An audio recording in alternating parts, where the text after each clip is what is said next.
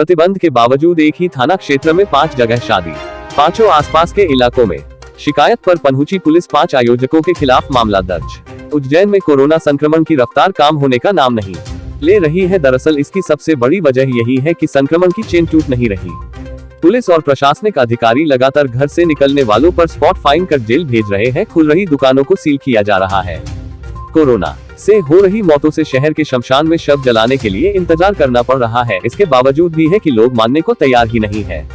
शादी ब्याह को लेकर उज्जैन कलेक्टर द्वारा अगले आदेश तक रोक लगा दी गई है। इसके बावजूद जीवाजीगंज थाना क्षेत्र में एक, श्री कृष्ण कॉलोनी में 4 और अवंतीपुरा में एक जगह शादी की तैयारी चल रही थी, जिसकी सूचना पाकर पुलिस और एसडीएम ने मिलकर छापा मारा और सभी 5 शादियों को रुकवाकर आयोजकों के खिलाफ मामला दर्ज कर लिया।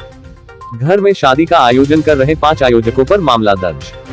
उज्जैन में कोरोना के बढ़ते मरीजों की संख्या को देखते हुए 6 मई को उज्जैन कलेक्टर आशीष सिंह ने एक आदेश निकाला था, जिसमें पब्लिक एक्ट 1949 की धारा 70 एवं 1973 की धारा 144 के तहत उज्जैन जिले की राजस्व की सीमा में सभी प्रकार के वैवाहिक कार्यक्रमों पर अगले आदेश तक प्रतिबंध लगा दिया था। इससे पहले की वैवाहिक कार्यक्रमों की सभी प्रकार की दी गई अनुमतियों को भी निरस्त कर दिया था। इसके बावजूद भी कुछ लोग हैं कि अपनी और दूसरों की जान की परवाह किए बगैर प्रशासन के आदेशों की अवहेलना कर रहे हैं।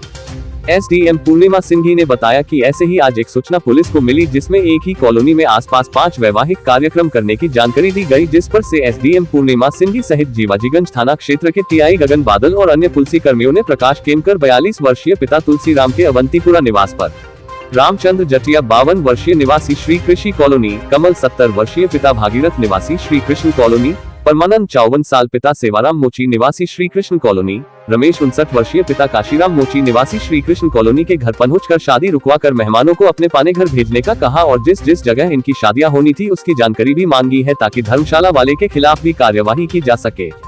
सभी 5 आरोपियों के खिलाफ पुलिस ने 188 में मामला दर्ज किया है। टेंट और अन्य सामान जब्त, पकड़ाए तो नए बहाने। जब एसडीएम और पुलिस अधिकारी वैवाहिक स्थल पर पहुंचे तो शादी वाले घर के परिजनों ने नए बहाने बनाए। किसी ने कहा कि शादी तो कब की हो चुकी है, किसी ने कहा कि सिर्फ माता पूजन कर रहे हैं, बाकी शादी बाद में करेंगे, तो किसी ने कहा कि धर्मशाला नहीं ली है, घर में सिर्फ 5 लोग मिलकर शादी करेंगे। पुलिस से बहस करने में होने वाले दूल्हा राजा भी काम नहीं थे। इधर एसडीएम ने कार्यक्रम के आयोजकों को समझाइश भी दी और वन्हा लगा टेंट का सामान को जब्त कर लिया, जिसके बाद कुछ लोग अधिकारियों से बहस करने लगे, लेकिन एसडीएम ने किसी की भी एक ना सुनी और सभी 5 शादी के आयोजकों पर मामला दर्ज कर हिदायत दी है कि प्रशासन का आदेश नहीं माना तो सीधे जेल जाना पड़ेगा। जो जनता कर्फ्यू लागू किया है, जो लॉकडाउन अभी जो लगाया गया है, उसमें सभी प्रकार के कार्यक्रमों को प्रतिबंधित किया गया है। सोशल और भी अन्य प्रकार के कार्यक्रम है, इसमें शादी भी सम्मिलित है। सभी प्रकार के जो विवाह थे, जो पब्लिक गैदरिंग थी, उनको प्रतिबंधित किया गया है अगले आदेश तक। और आज थाना जीवाजीगंज में एक सूचना मिली थी, एक मोहल्ले में कुछ शादियां थी। उस सूचना पर थाना प्रभारी के द्वारा जब वहां पर चेक किया गया तो शादी होते हुए पाया गया है और इसमें जो वहां का टेंट और अन्य सामग्री पूरी जब्त की गई है। इस प्रकार के जो लोग हैं उनके विरुद्ध में जो अपराध पंजीबद्ध किया गया है और वहाँ पे सभी लोगों को बाहर निकाला गया है। इसके माध्यम से ये अपील भी की जाती है कि ये जो कोरोना की ये लहर है, ये बहुत ही खतरनाक है। जो भी गाइडलाइन, जो प्रतिबंध जारी किए गए हैं, जिनको पालन कराया जा रहा है, वो पब्लिक के स्वास्थ्य को देखते हुए कराया गया है। किसी प्रकार की अगर कहीं कोई चोरी या जानबूझकर की किसी प्रकार से वो चोरी छिपे कोई गैदरिंग इकट्ठी कर लें, इससे कहीं ना कहीं जो ऐसे लोग, ऐसे जो परिवार जो ऐसा लोग करते हैं, वो अपनी और अपने परिवार के, अपने बच्चों की जान को जोखिम में डालते हैं। तो सभी से ये अपील भी की जाती है कि जो गाइडलाइन है, जो निर्देश हैं, उनका अंतर्मन से स्वयं पालन कराएं। पुलिस या कोई देखने आएगा या चोरी छुपे ये कर लेंगे, इससे कहीं ना कहीं हम अपने परिवार और अपने समाज के प्रति धोखा दे रहे हैं। तो मैं पुनः अपील भी करता हूँ कि इस अभी जो कोरोना की लहर है, इससे बचने का एकमात्र उपाय है, इस कोरोना की जो संक्रमण की कड़ी तोड़ने का एकमात्र उपाय है कि हम किसी प्रकार के ऐसे पब्लिक गैदरिंग को से स्वयं बचें और अपने परिवार को बचाएं।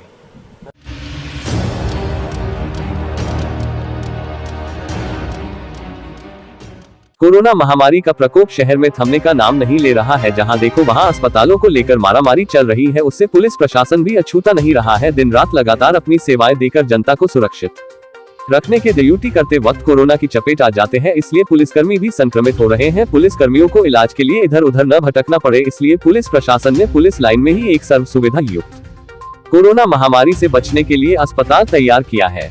उज्जैन रेंज के आईजी योगेश देशमुख, पुलिस अधीक्षक सत्येंद्र शुक्ला सहित वरिष्ठ अधिकारियों ने अस्पताल का निरीक्षण किया, जहां 10 बेड का अस्पताल तैयार किया गया है, जिसे सुबह से ही शुरू कर दिया जाएगा। हर वार्ड में ऑक्सीजन की व्यवस्था पर्याप्त मात्रा में की जा रही है। मेडिकल स्टाफ के नेतृत्व में डॉक्टरों की टीम, नर्स सहित स्टाफ 24 घंटे यहां पर ड्यूटी के लिए सेवाएं देंगे। मीडिया से बातचीत करते हुए आईजी योगेश देशमुख ने बताया, भगवान ना करे कि ऐसे गंभीर परिस्थिति में हमारे पुलिसकर्मियों को इसका उपयोग करना पड़े, लेकिन फिर भी अगर कोई भी पुलिसकर्मी हमारा कोरोना के चपेट में आता है तो उसके लिए हमने 10 बेड की व्यवस्था के अनुकूल अस्पताल तैयार किया है।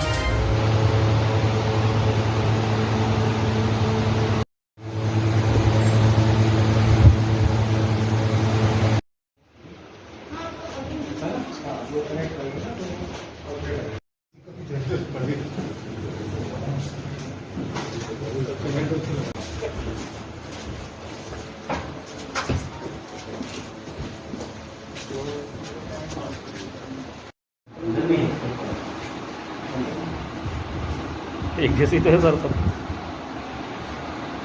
देखिए, सभी को विदित है इस कठिन दौर से हम सभी गुजर रहे हैं। सभी जनता, पुलिस प्रशासन, डॉक्टर्स, मीडिया, आप लोग जो एक्सपोज रहते हैं, सभी बड़े बुरे दौर से गुजर रहे हैं। और विशेषकर पुलिस जो 24 घंटे सभी अपनी ड्यूटीज़ दे रहे हैं, बड़े कठिन परिस्थितियों में अपनी ड्यूटी दे रहे हैं, तो ऐसे में संक्रमित हो भी रहे हैं। और जितना प्रेशर और लोड आज मेडिकल इंफ्रास्ट्रक्चर में है, गवर्नमेंट हॉस्पिटल्स में है, वो सभी की ज़रूरतें शायद पूरा करने में बहुत ज़्यादा सक्षम नहीं रहे हैं, यद्यपि अभी कुछ व्यवस्थाएं सुधरी हैं। पुलिस का अपना एक इंफ्रास्ट्रक्चर है। पुलिस के इंफ्रास्ट्रक्चर में पुलिस हॉस्पिटल्स हैं, हमारे यहाँ पे डॉक्टर्स हैं, ट्रेन स्टाफ है। तो ऐसे में हमारे जवान या हमारे अधिकारी जो प्रिलिमिनरी जिनको एकदम से सिम्टम्स आते हैं और उनको आइसोलेशन की आवश्यकता पड़ती है, उसके लिए यहाँ पे एसपी साहब और उनकी टीम ने यहाँ पे एक 10 बेड का हॉस्पिटल स्टार्ट किया है। फुल टाइम डॉक्टर हैं, नर्सेज हैं, और यहाँ पे उनको ऑक्सीजन की आवश्यकता पड़ती है, तो यहाँ पे ऑक्सीजन सिलेंडर्स और कॉन्सनट्रेटर्स की उपलब्ध व्यवस्था है। और जो भी किसी भी पेशेंट को इमीडिएट अटेंशन की आवश्यकता पड़ती है, तो सारी व्यवस्थाएं, और हमारे जवानों को ये विश्वास होना भी चाहिए कि कभी ऐसी कोई परिस्थिति आती है तो पूरा पुलिस अधिकारी सभी उनकी रक्षा के लिए, सुरक्षा के लिए, उनके स्वास्थ्य के लिए पूरी तरह से तत्पर हैं। और कोई भी आके यहाँ पे हमारा पुलिस जवान यहाँ पे एडमिट होकर अपनी स्वास्थ्य लाभ दे सकता है। सर, उनके परिजनों के लिए भी ये सब अभी वर्तमान में जवानों के लिए किया है, लेकिन हमारे पास अगर बेड्स रहेंगे तो हम उनके परिजनों को भी लिमिटेड संख्या में ज़रूर एडमिट कर सकते हैं।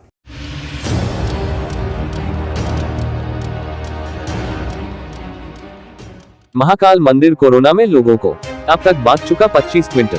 अस्पतालों, ऑक्सीजन प्लांट, निगम सहित जहां भी लोग सेवा का काम कर रहे उन्हें दिया प्रसाद। उज्जैन में महाकाल मंदिर कोरोना के इस संकट काल में जहां भी लोग सेवा का काम कर रहे हैं उन्हें प्रसाद स्वरूप लड्डू बांट रहा है।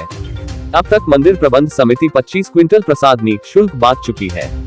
यह अस्पतालों में भर्ती मरीज, उनके परिजनों, डॉक्टर, नर्स से लेकर हर कर्मचारी, ऑक्सीजन प्लांट सप्लाई में लगा स्टाफ हो या नगर निगम के सफाई कर्मी, ऐसे सभी लोग जो कोरोना के संकट की इस घड़ी में सेवा के कार्य से दिन रात जुड़े हैं और काम कर रहे हैं, उन सभी को प्रसाद स्वरूप मंदिर से दिए गए हैं। समिति वितरण के साथ ही कोरोना के इस संकट काल में सेवा के और भी कई काम कर रही है। मंदिर कर्मी ऑक्सीजन सप्लाई में लगे, अन्य क्षेत्र से निःशुल्क भोजन वितरण। समिति के सहायक प्रशासक मूलचंद जूनवाल ने बताया कि इन दिनों मंदिर तो आम लोगों के लिए बंद है, लेकिन मंदिर समिति के लोग सेवा के कार्यों में लगे हुए हैं। कई कर्मचारी ऑक्सीजन प्लांट व इसकी सप्लाई में प्रशासन की मदद कर रहे हैं, तो निःशुल्क अन्य क्षेत्र से प्रतिदिन बड़ी संख्या में भोजन के पैकेट बनाकर अस्पतालों में मरीजों व उनके परिजनों के लिए भेजे जा रहे हैं। इसके अलावा महाकाल का प्रसाद भी सभी को वितरित किया जा रहा है, ताकि कोरोना के संकट में लगे लोगों को भगवान का आशीर्वाद मिले। समिति अब तक 25 क्विंटल लोगों को बांट चुकी है। मंदिर के अधिकारी भी संकट के इस समय दे रहे पूरी सेवा। महाकाल मंदिर प्रबंध समिति का अधिकारी भी संकट के इस समय अपनी पूरी सेवा ईमानदारी से देते नजर आ रहे हैं। सामान्य दिनों में भले ही ये अधिकारी अपने अन्य काम में भी लगे रहते हो, पर यह समय चूंकि संकट व सेवा का है तो अधिकारी भी समय पर मंदिर आकर पूरी व्यवस्था संभाल रहे हैं और देर तक मंदिर कार्यालय में ही रहते हैं। इनमें प्रमुख रूप से सहायक प्रशासक मूलचंद जूनवाल शामिल है। हालांकि सहायक प्रशासक प्रतीक द्विवेदी के साथ अन्य अधिकारी भी अपना काम जिम्मेदारी से कर रहे हैं। महाकालेश्वर मंदिर समिति अध्यक्ष महोदय द्वारा निर्देश दिए गए थे तो वर्तमान में कोरोना काल जो चल रहा है तो भगवान महाकाल का जो प्रसाद है लड्डू का वो सभी को वितरण किया जाए। इसी के अनुरूप महाकालेश्वर समिति द्वारा जो भी फ्रंटलाइन वर्कर है और जो भी कोविड की सेवा दे रहे हैं उनको सभी को प्रसाद दिया गया है। तो कितने कुंटल अभी तक बांटा गया? अभी तक हमारे द्वारा 25 कुंटल प्रसाद सभी को दे दिया गया है। तो कई अस्पतालों में और कोई पेशेंटों के लिए भी बांटा जा रहा है? अस्पतालों में दिया गया है, कोविड सेंटर पर दिया गया है। जो भी नगर निगम के कर्मचारी जो बड़े विकट स्थिति में सब वाहन पे इन पे काम कर रहे हैं उनको सभी को प्रसाद दिया गया है। तो मेन इसका उद्देश्य क्या है? इसका उद्देश्य ये है कि उनका मनोबल बने, लोग बाग इस बीमारी से लड़ने की क्षमता पैदा हो, यही उद्देश्य है।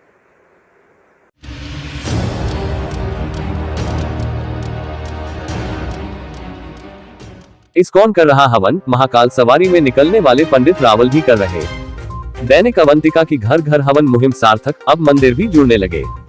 उज्जैन में भरतपुरी स्थित इस्कॉन मंदिर से जुड़े लोगों ने भी कोरोना से मुक्ति की कामना से हवन शुरू कर दिया है। मंदिर के पीआरओ राघव पंडित दास ने बताया कि मंदिर बंद होने से उन्होंने अपने घर में ही सोमवार से हवन की शुरुआत की। महाकाल की सवारी में निकलने वाले समाज सेवी पंडित दिनेश रावल सहित कई लोगों ने भी सोमवार से घर में हवन शुरू किया। दैनिक अवंतिका द्वारा कोरोना के खात्मे व लोगों के स्वास्थ्य लाभ हेतु जनकल्याण के उद्देश्य से शुरू की गई घर घर हवन की मुहिम से अब हर वर्ग जुड़ रहा है।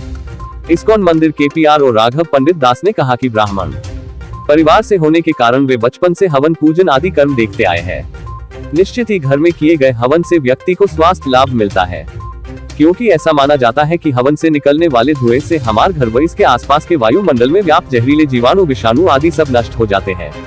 इसलिए आम लोगों से भी अपील है कि वे घरों में रोज हवना करना शुरू कर दे। समाजसेवी रावल ने कहा कि हवन से कई तरह के लाभ है। यह हमारी प्राचीन व धार्मिक परंपरा रही है जो कि आज भी कारगर है। कोरोना की इस जंग में चिकित्सा प्रशासन के साथ धर्म अध्यात्म की शक्ति भी चाहिए। चिकित्सा प्रशासन अपने क्षेत्र में काम कर ही रहा है, लेकिन इस जंग में जीतने के लिए धर्म और अध्यात्म की शक्ति भी जरूरी है। हवन के इस धुएं से ही हमारे आसपास का वातावरण शुद्ध होगा और लोग स्वस्थ रहेंगे। इसलिए आम लोगों से भी दैनिक अवंतिका पुनः अपील करता है कि वे अपने घर में थोड़ा समय निकालकर रोज हवन अवश्य करें। देश विदेश गांव शहर सब पे नजर, सबकी खबर, नया रूप है नए है रंग, सबको समेटे अपने संग।